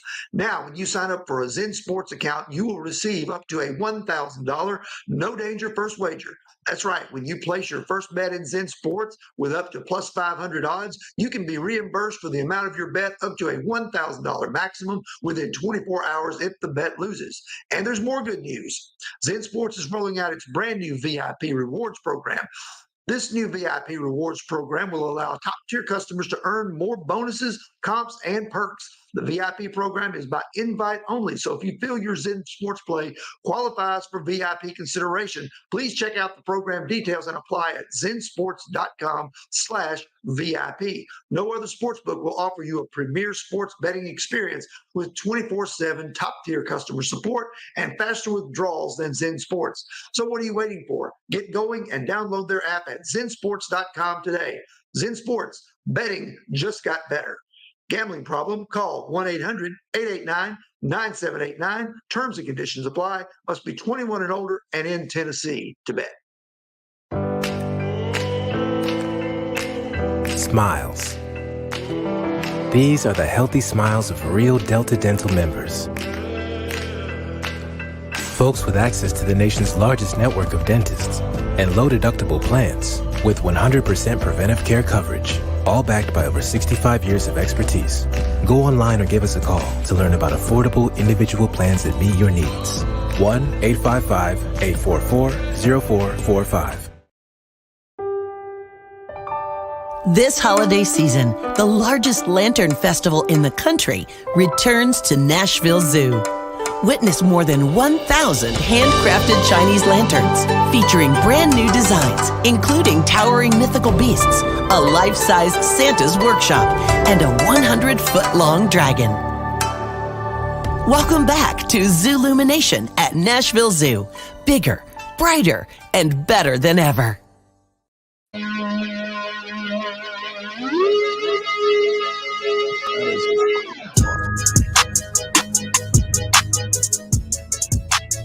Welcome back in Main Street Sports today, presented by Mid-Tennessee Bone and Joint. Chris Yao, Mo Patton here with you on this Friday edition. We are almost to the weekend. Almost. So close. And yet. And yes. Right now, though, we want to continue our conversation about Alabama's head football coach and Kalen DeBoer. We, Mo, are lucky enough to have contact with someone who has had contact with Kalen DeBoer over the years and knows him as well as anybody we know knows him, and that's Christopher Gabriel. And always excited to see CG in the KMJ studios. What's up, man? Hey, guys. Happy New Year to you. Yeah, I'm coming to you from one of our production studios here at KMJ, and I thought it was going to be a quiet day, finishing up a couple of different things, and then it all started to break loose. And and here's where we're at. And yes, I've known Kalen, been talking to him on my program for since 2017 when he came to Fresno State as the offensive coordinator for Jeff Tedford. Filled that role for a couple of years. Then he went to Indiana for Tom Allen. He was the same role there. Came back as the head coach here at Fresno State. Went 12-6. One of those years was the COVID year, and then on to the University of Washington. And I guess it was pretty easy for you guys to kind of build a little chemistry, Christopher, from the standpoint that you both kind of spent time in the Dakotas. Yeah, he's funny because he is. We're both Midwesterners, and we both gravitated to each other very quickly. And I would say I'm always thankful for Kalen that he trusted me early on to always give him a fair shake. And I don't do ambush stuff and what have you. And so we bonded pretty closely. He's from Sioux Falls. Oh, well, he's from a smaller town than Sioux Falls, but he went to the University of Sioux Falls. I lived in Fargo for years. And, a lot of folks don't know Kalen was a prolific wide receiver at the University of Sioux Falls. He also punted for them. And his senior year, he batted, I think it was 520 on the baseball team. So he was a great athlete when he was there. But yeah, we, a couple of Midwest guys, a couple of Dakota guys, and have gotten very close over the years. And, it's interesting. I've seen a lot of Alabama fans, more than I thought. And maybe this speaks to them. I don't know. But I've seen a lot of guys saying things like, well, who is this? Who is this Kalen DeBoer guy? And I'm thinking, do you follow college football? Do you? Did you watch the national champion? Did you watch anything this year to understand who Kalen DeBoer is? Guys, none of this surprises any of us here in Fresno. This is a guy who rewrote the record book when he was offensive coordinator at Southern Illinois. He rewrote the record book at Eastern Michigan. He came here, did much the same when he had Jake Haener. A lot of us thought that Jake Haener was going to follow him to Washington. And in fact, Jake Haener, now a backup quarterback on the New Orleans Saints, Jake Haener initially entered the transfer portal, but then Jeff Tedford, who originally recruited Jake Haener, got him to stay here. And then all Kalen did was go out and get Michael Penix, who was at Indiana, to bring him out there, and we all saw how that worked out. Well, I'm just curious what the reaction is down your way, because I've talked to folks today down in Tennessee and elsewhere, and they're saying, well, he's not going to understand this or that, and he's going to have problems. Let me tell you something. Kalen DeBoer is going to be a problem in the SEC. He is, him and Josh Heupel grew up about 90 minutes from each other. They're friends. How crazy is it, guys, that two of the greatest offensive minds in college football are both from South Dakota and both going to be playing each other, hopefully, if the schedule works out, in the SEC. That's just nuts to me. Well, they may have been friends. I'm not sure if they will still be friends or not. If one is at Alabama and one is at Tennessee. I mean, if they are friends, they may not be able to admit to it. So we'll see how that goes. Don't tell the boosters. Right? Oh, that's the truth. Yeah. But, you talked about, his ability to identify and develop quarterbacks with Haener, with Penix. I mean, he's got an interesting – it appears that he's got an interesting situation at quarterback with Jalen Milroe. I mean, how well do you feel like Milroe fits what he likes to do offensively?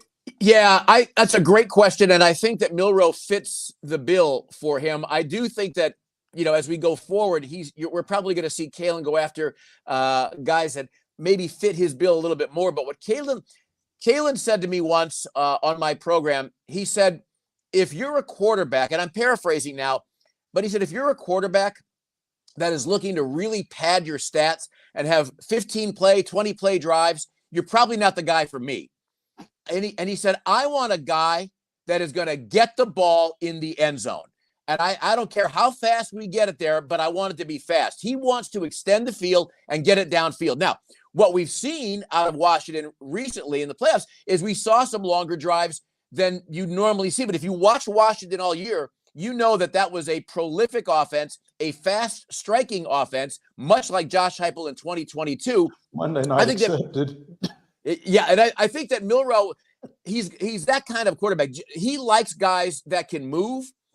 He plays at tempo, but for Vols fans, he doesn't play at the tempo, and he said this many times to me, he doesn't play at the tempo that Josh Heupel plays. And what Kalen, excuse me, what Kalen does really well is, and we see this a little bit with Josh Heupel, but I think Kalen does this a little bit more, guys, is that you'll see Kalen DeBoer shift the tempo. They'll go really fast for 2, 3, 4, 5 plays, and they'll slow it down for 2 or 3 or 4 plays. That's what he does. He does a lot of misdirection. You will see more misdirection, especially in the running game, with Kalen DeBoer than we've seen so far to date with Josh Heupel. Right now, what do we see mostly with Josh? We see that second down run between the tackles. And it's, sometimes it's effective, but that's largely what we've seen. We see an occasional jet sweep. You'll see a lot more of that, especially at Alabama with Kalen DeBoer going down there. You're gonna see similarities to the offenses that you've seen out of Nick Saban teams. But I think what you're going to see is you're going to see more offense at Alabama, what they were like when Lane Kiffin was with Nick Saban. Jalen Milroe may be a quarterback that Kalen DeBoer likes, but I got a feeling that number 3 quarterback in the country, Julian Sayin out of Carlsbad, California, is going to have an opportunity to play in Kalen DeBoer's system pretty quickly. Yeah, I think you're absolutely right. I'm glad you said that. That opens up a doorway to talk a little bit more about what Kalen is as a recruiter, because what I've seen online today is a lot of folks that are very misinformed about Kalen DeBoer and what he can and can't do. Well, I heard Kalen can't really recruit the state of Washington. Last time I checked, fellas, the state of Washington is not a massive producer of Division I football talent. It's probably a good thing. Yeah, exactly. Yeah, because he doesn't need to.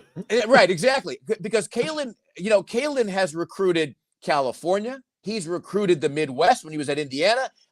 Kalen can recruit, and make no mistake about it. And I think what's going to be interesting is to see if his longtime closest friend, offensive coordinator Ryan Grubb, comes with him, because he's been with him at most stops.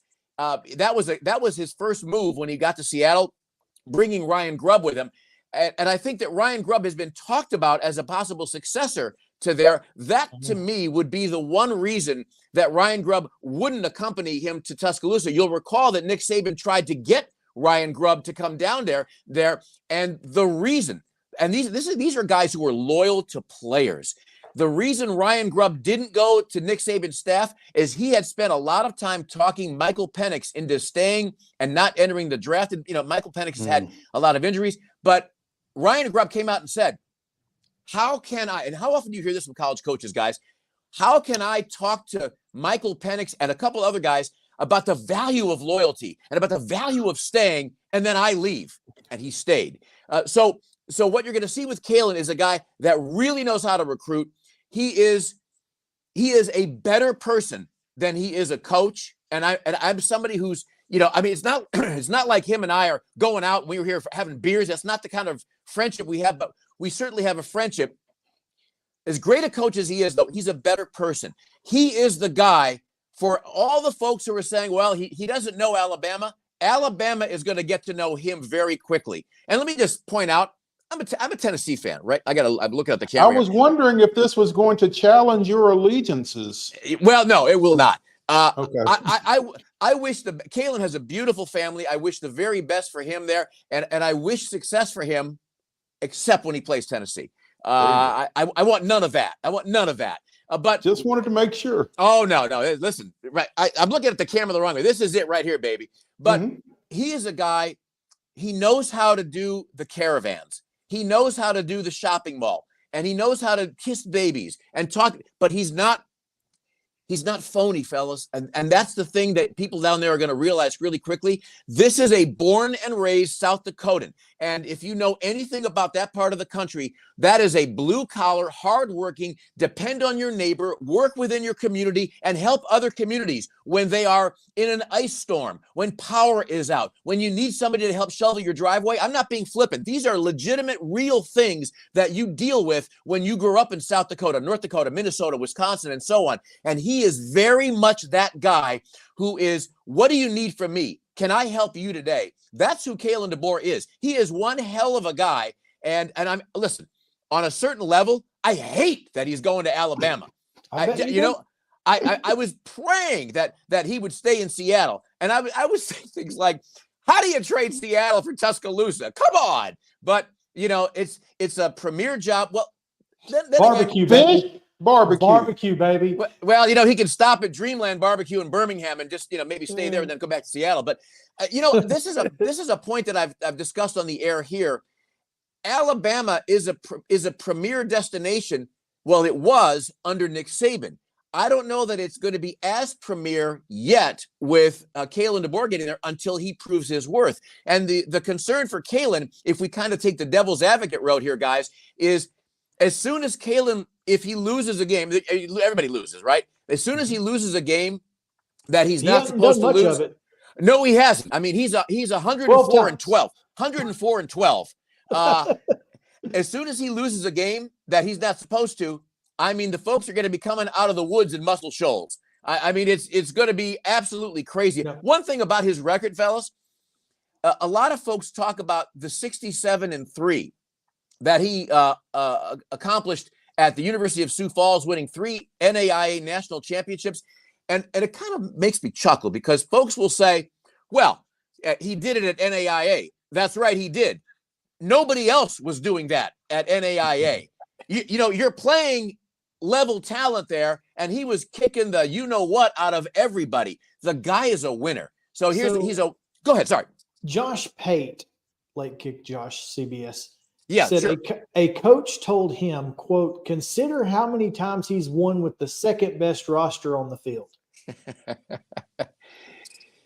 Yeah. I mean, and in Alabama, he's going to have the best roster more times than not, at least for the next couple years. I've spent a lot of time in Seattle over the years, and they have phenomenal facilities there. Husky Stadium is fantastic. They've gone through a full renovation. I mean, it's a beautiful facility, great football training facilities. It's as gorgeous a location as you could possibly want. They recruit themselves now that the program's back. We'll see where the program goes. But now the thing that should concern SEC fans he's not Brian Harsin. Okay, Brian Harsin did well at Boise State, but Brian Harsin, and I said this on as many shows that would have me, and a bunch did when he got down to Auburn, Brian Harsin, with all due respect to the man, was in over his head. Kalen DeBoer is not in over his head when you look at the steps he's made. But the thing that concerns me is the doorway you were opening, and that is you look at what he did as head coach at Fresno State, where the people he was bringing in, then what he did with a lousy Washington team, and all he does is go up there and go, 25, 20, what was it? I have it right here, 25 and 3. And now he's going to go to a school that has an even bigger athletic budget, an even bigger recruiting budget, better facilities for football, and it's Alabama, for heaven's sake. It's Bear Bryant, it's Nick Saban. And now, I mean, the sky's the limit. He's going to be able to bring in guys that were coming to Washington and make them go there.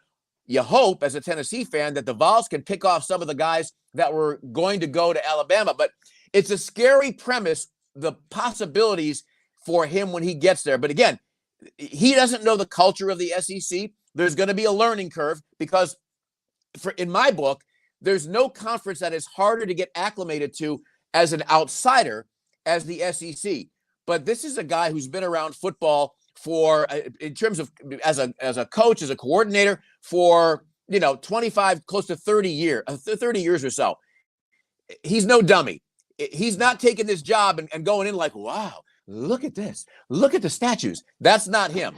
That's not him. He will hit the ground running, and it's going to be scary with him there. Go ahead, Chris. As long as we've all been around sports, we've all heard you don't want to be the guy after the guy. Nick Saban is definitely the guy in college football, certainly at Alabama. I mean, what type? I'm sure Kalen DeBoer has heard that as well. And he has an office inside Bryant-Denny Stadium, in case y'all hadn't heard. Yeah. So, I heard that. How do you feel like that works, especially with the guy looking over your shoulder inside Bryant-Denny Stadium. Yeah, and I think those are very real concerns because it's not like he's going to Valhalla, right? I mean, he's going to one of the great jobs in college football. Alabama is positioned very well. He made the semifinals again this year, obviously, came up short against Michigan. So what are the negatives? Well, the negatives are, Nick and for all we know, Miss Terry, she's going to get an office too at this point. They're down the hall. Nick's going to pop in and give advice. And I'm sure that Kalen, the way he is, Kalen's not going to reject advice from Nick. But I think the concern is going to be when, like I said, when you lose a game or two, that's when that comes into play, being the guy who follows the guy. Because you're right. Nobody wants to be that guy. Look at Tennessee. I mean, Phil Fulmer was the guy. He trailed off for the last 6 or 7 years. I mean, I think the downward trend with the Vols for me began in the second half of the 2001 SEC championship game against LSU. Although we did play for an SEC title in 2007. We definitely did. People forget that. Yeah, but there's downswings. When Barry Switzer retired for 10 years, they were 5 games over 500, 3 coaches, and then Bob Stoops got there. When John Robinson retired, the USC went 18 years without doing anything of significant nature. So I think there's going to be a little bit of that. I think there's going to be a lot of pressure with the Alabama fan base, and I think that's where this comes into play, being the guy after the guy. But if he comes in, fellas, and he has an 11-1 year or a 10-2 year, and being that the playoff is expanded and Alabama gets to the playoffs and Alabama gets to the Final Four, as it were, folks are going to be happy. But then if he doesn't win it all, then they're going to be furious. They're going to be out of their minds. They're going to be calling you guys up saying, what's going on? Why did they hire this knucklehead from somewhere in Canada? It's like, no, it's South Dakota. Well, it's interesting you say that, because I think Alabama fans understand football enough to know that the expectation can't be the same. I do think they feel like they should be in contention for the college football playoff year in and year out, no matter who the football coach is. And I get that, but I also don't think they're going. I mean, they also know that Nick Saban hasn't won a national championship since 2020. And I think that's a part of it. I mean, it's been 3 seasons since he's even won. This guy's washed up. So maybe, and then on top of that, one of the things that Saban does for you is help keep those players. This man showed up to work at 6:30 the day after he retired and started calling recruits to keep them, on target for the University of Alabama. So, I mean, it's still the University of Alabama, man. But I do think the expectation level is probably not quite as high for Kalen DeBoer necessarily as it would be for Nick Saban. The parallel that I see here, and I'm going to go back a little bit, and it's a little bit extreme, but when John Wooden retired, because Wooden won his 10, 11 titles, whatever, and what happened, I was living in LA at the time, and not in 75, but in 80 and on. And what happened with the UCLA fan base is they had gotten so accustomed to winning. And obviously John Wooden won more than Nick Saban, not by much, but he was prolific. The 3 of us know that. But UCLA fans, they were livid. You had Gary Cunningham and Gene Bartow, and finally Larry Brown came in. But they went through coaches just expecting, we are UCLA. We win titles. The only banners we hang in Pauley Pavilion are the national championship. That's all we hang. You got the men's banners and you got the one women's banner when they were in the AIAW. So I do think you're right that Alabama fans are certainly, the base on the whole is I mean, it's a smart enough base that they're going to understand the expectations have to shift a little bit early on. But I think there's probably an element of the base as well, probably bigger than maybe we want to admit to, or maybe we do want to admit to it, that is going to think we're Alabama. All we do is win. And this Kalen DeBoer came in and we went 10-2 and we lost in the first round of the playoffs. Get him out of here. There's going to be that element there. We all know that. But I think they're going to have to adjust the frequency like we used to do on old AM radios. They're going to have to do a little Mike bit of that. Shula, baby. Yeah, just remember Mike Shula. That's what you got to do. Mike Shula, Mike DeBose. Mike DeBose, yeah. Mike DeBose at least won an SEC title. and beat Florida twice. It was, it's a whole big deal. Did lose to Tom Brady though, so there's that. I just hope that this hire is better than the last one they made from a University of Washington. Tell Kalen to stay out of Pensacola. It's not a good idea, and Mike Price can tell him why. Let me tell you a quick story. I got an exclusive with Kalen before the year started. I think you both have heard it. 30 minutes with him back in August. And near the end of the interview, I don't like calling them interviews. Near the end of the conversation, we were talking about what a great home field advantage Husky Stadium is. It's one of the most deafening places in college football. And I asked him, what are some of the places that are the best that you've played in or coached in? And he mentioned a few. And then I jumped in with Neyland Stadium. And he jumped in and goes, CG, I knew you were going to mention Neyland Stadium because I haven't been there yet. But one of these days, I'm going to get there to see a game. Yes, he's going to get there, not to see a game, but he's going to get there. Yeah, well, my goal with Kalen, I know he's going to be swamped with interviews. I mean, everybody and their mother and grandmother are going to be coming at him. I'm going to try to wait till around after the spring game to get him back on my program, to get an extended conversation with him and just talk a little bit. Because like I said, we've had conversations literally going on 7 years now. I don't expect that to change. I might have to go through a few more hoops with the fine folks in Tuscaloosa, but I will do that to get Kalen back on the program. His daughter plays softball. And I wonder if she's going to say, is she going to go? I would think so. I mean, that was one of the mitigating factors, as I was told by my one of my sources up in Seattle, that was a big factor. But obviously, Alabama has a really good softball program, so that went out the window. And she doesn't have to play softball in East Lansing.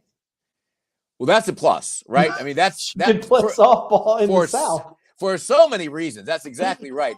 I have to tell you, I kept thinking, I was hoping, because I was asked, I must have had, if I had 100, I had more than that. People asking me what I thought. And I was like, Kalen hasn't returned a text in the last couple of weeks. So, he's busy. He's got more important things to do than talk to me. But I did hope that everything that was going on with Alabama, that it was just leverage for him to stay there. And Washington doesn't pay coaches $8-9 million, but they offered to double the salary. There was going to be huge bonuses. And obviously, Kalen just felt like, this kind of an opportunity doesn't come along that often. And I would say, and I've said this to him privately as well and publicly, that when you look at the trajectory of his coaching career as a quarterback's coach, as an offensive coordinator, everything that he's done, every place that he's been, now that you kind of piece it all together, fellas, you can see the evolution was going to end at a place like this. But I thought the place like this was Washington. That's what I thought it was going to be. I just never thought it was going to be Alabama. And it's funny because I had some folks, some radio hosts down your way, down in Louisiana, and a couple in Florida and Georgia saying, well, what do you think? Is there any chance that he's gonna look to go to the NFL? I was like, no, not a chance. He may want to do that someday, but that is not where he's at right now. Somebody said to me, guaranteed, CG, he's taking the Seahawks job. I was like, guaranteed he's not. He's not going to take. Maybe Pete Carroll gets a call. Pete Carroll takes the UW. Yeah. That you never know. That might happen. But I hope you guys have a chance to talk to him sometime. To talk to Kalen, because he really is. He's a great guy. And, I mean, I've always thought that he had great critical thinking skills, and now he's going to Alabama, for heaven's sakes. I don't know. I tell you, CG, any help you can give us in setting that conversation up would be much appreciated. Well, just as soon as he talks to me first, and then we'll go. Sounds good. October 19th. September 28th, he's going to have his first home game in Alabama against the University of Georgia. I would just like to point out his first home game is against the University of Georgia. First SEC home game. There are going to be guys, and I've said this to you before. Half my family is from the South, so I feel okay doing this with you. But you just know that there's going to be folks down there from Mobile and Montgomery be like, that guy, that DeBoer, whatever the heck his name, you better beat them dogs, or he's going to have a problem with me. You just know that's coming. I've heard some grandmas talk just like that. And then, like you said, October 19th, man, the third Saturday in October.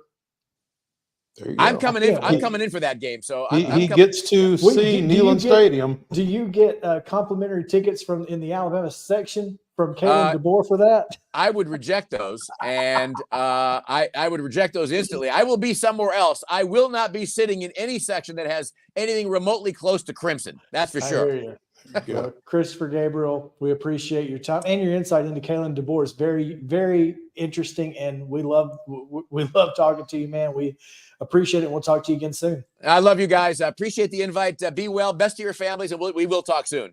Sounds good, CG. Thank you. Okay. Before we get out of Nick Saban, I have one question. In Tuscaloosa, what gets renamed with the name Saban? It's not the stadium, I don't think. You don't think? No. What, Bryant Denny BDS Stadium? What? I don't know. You've already got Denny Chimes. You could take Dr. Denny's name off. Bryant Saban Stadium? Nick Saban Field? Is there a Nick Nick Saban Field at Bryant Denny Stadium? That's solid. Who is there an indoor? There's an indoor facility. Is it named? Does it have a name? Yeah, but I don't think that's that. That's you're not talking about, enough. you're talking about perhaps the greatest coach of all time. Nick Saban Field at Bryant Denny. Does anybody even know that Bobby Bowden Field at Doak Walker exists? Doak Campbell. Doak Walker. I didn't. Yeah. See what I mean? No. The field's not enough for Nick Saban. Well, I think you got to take Dr. Denny's name off the stadium. And I know that sounds ridiculous, but he's the greatest coach of all time. Hey, it ain't something's getting named Saban. It ain't me. You got to convince somebody or somebody's in Tuscaloosa. McFarland is no longer McFarland. It's going to Saban Boulevard, Saban Drive. Yeah. Well, you've got Paul Bryant Jr. Drive or what Paul Bryant Drive or whatever. Mm-hmm. So anyway, yeah. Oh man, I'm sure it's a thought that somebody's having. Yeah. Let's take a break. NFL. We'll talk a little bit about Gerard Mayo. We've already talked a little bit about it, but playoffs start tomorrow. So let's get into it. Stick around.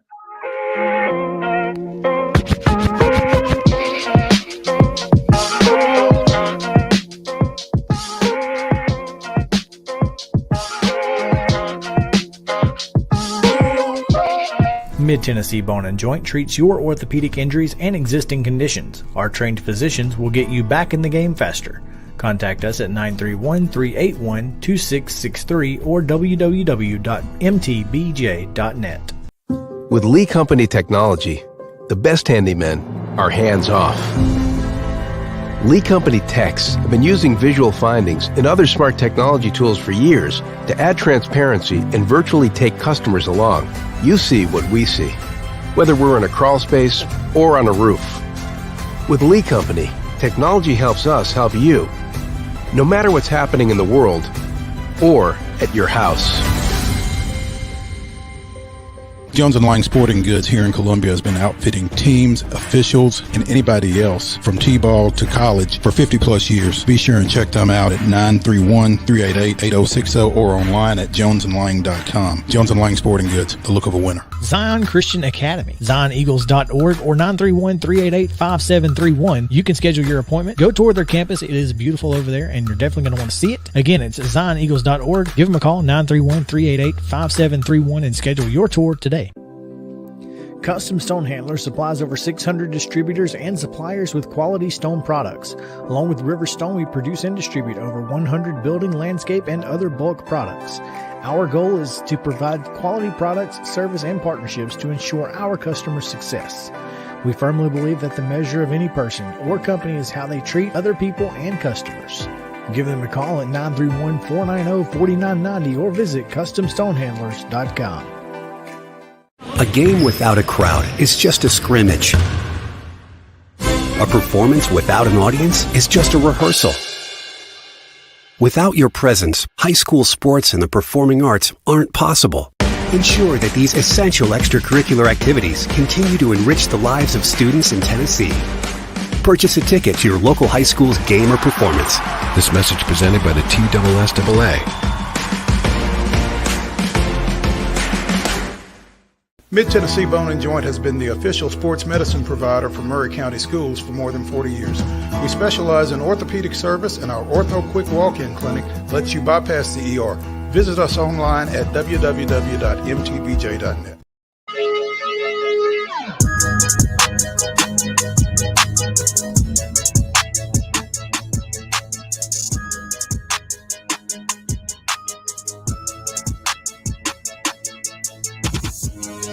Welcome back in Main Street Sports Today, presented by Mid-Tennessee Bone and Joint. Chris Yao, Mo Patton. It's Friday, final segment of the week as we are looking ahead to the NFL playoffs.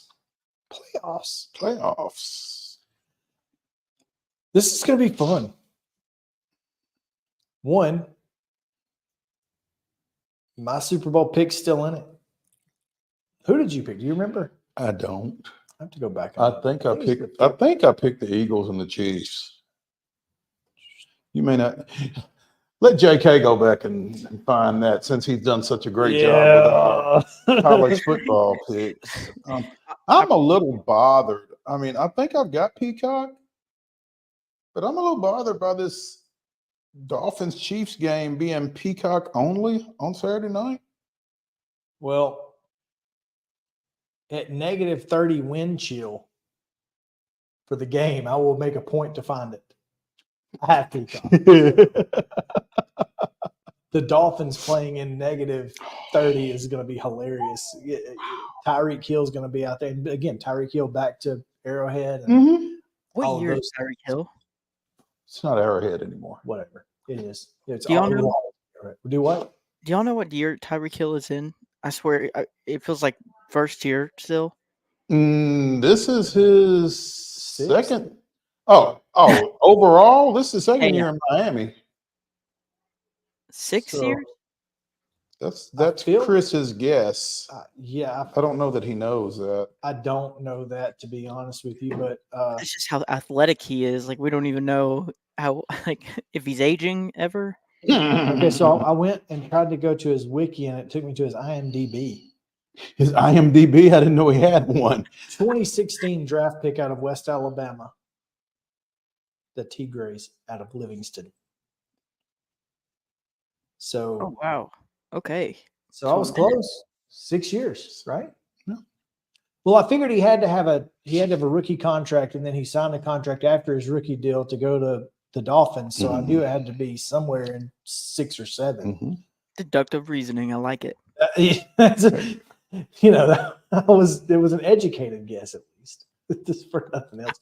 My Cowboys are still in it here. I don't know if they're going to get there, but Dak Prescott certainly has given them an opportunity, so I'm looking forward to it. But let's take a look at these again. 3:30, NBC, Peacock, and Telemundo. You can see the Browns at the Texans, 11-6. Joe Flacco led Cleveland, going down to Houston to take on D'Amico Ryans and Houston. D'Amico Ryans and C.J. Stroud, who are the first. Let me get this right. The first year African American head coach quarterback combo to make the playoffs in NFL history. Well, who's going to win? And these are not against the spread, by the way. The spreads in NFL are so close, it's pick'ems. I'm going to have a tough time picking against the Texans at home, but if anybody can do it, the way Flacco has been playing here of late makes my pick of the Texans an uncomfortable one. How's it? I think Houston wins it. I'm gonna agree, but the Browns are favored by 2.5 points.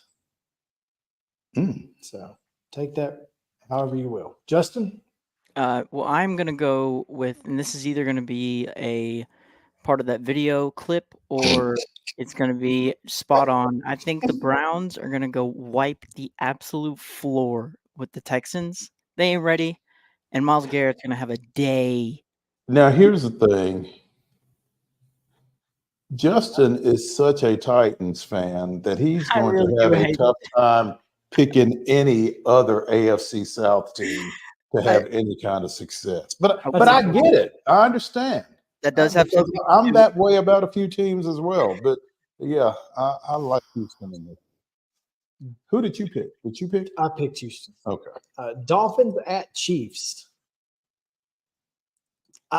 Look, they've not beaten a team with a winning record yet, so why start now? Yeah, let's be real, guys. Let's be real. And I think you hit on a point. I mean, Miami, what's it supposed to be? -5? Minus 30 with the wind chills. Minus 30 with a wind chill. And that's what it feels like. I don't need to know what the temperature says. I need to know what it feels like. There you go. How low does it get in Miami? The Hawaiian gunslinger Tua Tagovailoa ain't gonna have a good time in -30. No, I don't think so. I'm going with the Chiefs in this one. Yeah, no, absolutely 1,000% Chiefs for me too. 7-10 on Peacock, by the way. On Sunday, CBS, Paramount Plus, 12 noon. Steelers at the Bills. Ooh, this will be a crazy game, I think. Weirder than we think. I think it comes down to how much you believe in Mason Rudolph. Or how much you believe in Josh Allen. Or Mike Tomlin. Who has improved, by the way, throughout the year. Needed to. He didn't have much way to go other than up. I say the Bills said, straight up or sideways. I said the Bills curse lives on. Mike Tomlin gets it done for the first round of the playoffs. Maybe not the second round, but the first round. There you go. I think he gets it done. I am inclined to pick Pittsburgh as well, just because Josh Allen has improved. But Josh Allen has enough of that gunslinger mentality in him that he's going to throw one to you at some point, I think. Now, what happens once he does is what matters. But I like Pittsburgh here. I'm going to go Bills. 3:30 on Fox, Packers at the Cowboys. Obviously, I'm picking the Cowboys because I think the Cowboys are going to at least make the Super Bowl. Of course, the 49ers have already beaten their brains in, so who knows? Who you got, JK? I'm going to go 49ers because I don't. No. Cowboys, Packers. Cowboys, Packers. Packers. 49ers aren't playing this weekend. Yeah, they're the ones. My fault. I'm going to go Cowboys. I think Jordan Love, moment's too big for him. Just this time around. I think he'll be back, and I think that he'll be crazy good next year. But this time, just nah. This game puts me on the horns of a dilemma. Yeah, because you want to pick the Cowboys because you think they're going to win, but if you don't pick the Packers, what happens when you get home? What does happen when I get home? So that's the real question. What does happen when I get home?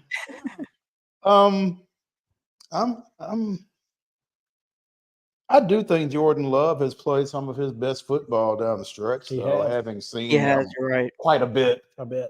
So, yeah, I would agree. I'm gonna take Green Bay, and hopefully it will be appreciated. Sunday Night Football on NBC, Peacock, and Universo at 7:15. In case you want to watch it. The 10-7 Rams are at the 12-5 Lions. Lions home playoff game. How about that, folks? How about that? Man, I just hate that it's the Rams. Well, I still think Matthew Stafford going back into Ford Field. That's what I'm saying, man. I feel like they're going to be a little torn. Oh, they banned Stafford jerseys. Stafford Lion jerseys, they banned them from the stadium. Are you serious? So really? They don't like No, they just like, sorry, buddy. We love you for what you did, but business is business. Yep, there we go. So it's nothing personal, strictly business. All right, I'm going with the Lions. Got 40 seconds. Oh, yeah. I'm gonna go Rams. I'm gonna go Lions. And 7:15 on Monday, obviously Monday Night Football, ESPN, ABC, ESPN2, ESPN Plus, ESPN Deportes, Eagles at Buccaneers. I'm going It's the Bucks. Eagles, right? Yeah, I think so. Bucks. You're going Bucks? Dude, I they're don't cracking. blame you. They're Hey, cracking. you're a Baker Mayfield. Yeah, he is. So, Dude, ride or die. so I hear you. Well, we appreciate you guys hanging out with us here on Main Street Sports today. We'll be back Monday at 2 o'clock, Mo. Ladies and gentlemen, the weekend.